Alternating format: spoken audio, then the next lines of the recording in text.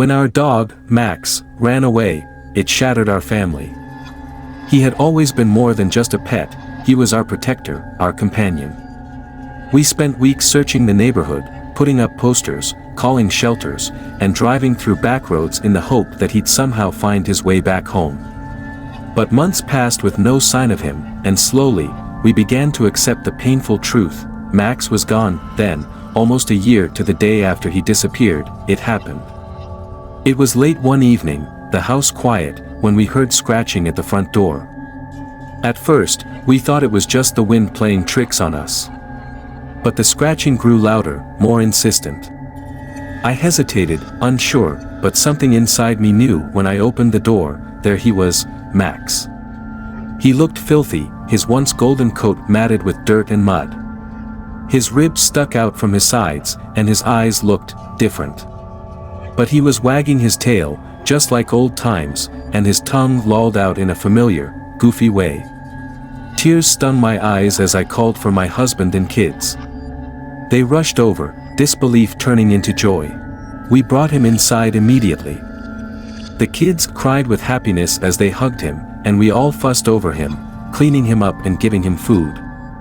Max ate eagerly, almost too eagerly, but we chalked it up to him being starved for so long.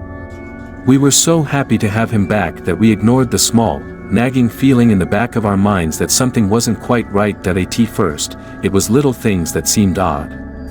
Max had always been affectionate, but now he seemed distant, almost cold. He'd sit in the living room, staring at nothing for hours, barely responding to us when we called his name.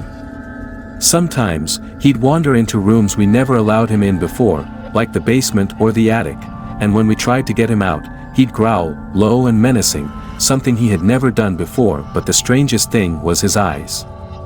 They used to be bright, full of life and warmth. Now, they seemed darker, almost black in certain lights. And they never blinked. He'd just stare, his gaze unrelenting, like he was watching us, studying us. One night, I woke up suddenly, my heart pounding in my chest. I didn't know why at first. Everything was quiet. But then I heard it, a faint scratching sound. I sat up in bed and realized it wasn't coming from outside. It was coming from inside the house, just down the hall. I grabbed my robe and stepped into the hallway. Max was there, standing in front of the door to our bedroom, his head low, scratching the wall with his paws. "Max?" I whispered, my voice shaking. He didn't respond, just kept scratching. I felt a chill run down my spine. His fur seemed darker in the dim light, almost as if it had absorbed the shadows around him. I reached out, hesitant, and touched his back. He froze, his body stiff. Slowly, he turned his head to look at me. His eyes, those dark, bottomless eyes, locked onto mine, and for a moment, I couldn't move. It felt like something else was looking out through them, something ancient and cold. Then he spoke.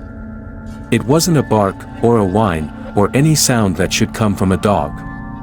It was a deep, guttural voice, low and raspy, like it had crawled up from the bottom of the earth. "You shouldn't have let me in." I stumbled backward, terror gripping me. My mind raced. This wasn't Max. It couldn't be. But it looked like him, moved like him. Whatever had come back to us after a year in the wild wasn't our dog. It was something else, something darker, something that had found its way into our home, into our lives. From that night on, everything changed. We couldn't ignore it anymore. Max, or whatever had taken his place, started doing things that made no sense. He'd disappear for hours at a time, only to reappear in places we swore he couldn't have gone. We'd hear strange noises at night, scratching, growling, whispers that sounded like him, but weren't. We tried locking him out of rooms, but he always found a way back in. The kids were scared to be alone with him, and I couldn't blame them. The affection was gone, replaced with a sinister energy that filled the house with dread. I tried to confront him one night, telling him to leave, to go back to wherever he came from. But as I stood in front of him, trying to summon the courage, he simply stared at me, his mouth curling into something that looked like a smile, but not quite. His teeth seemed sharper, his eyes darker than ever. We invited him back, I realized too late. We welcomed him in, believing he was our lost dog. But what had come home wasn't Max. It was something far worse, and now, we're trapped. Every night, I hear the scratching, growing louder and closer.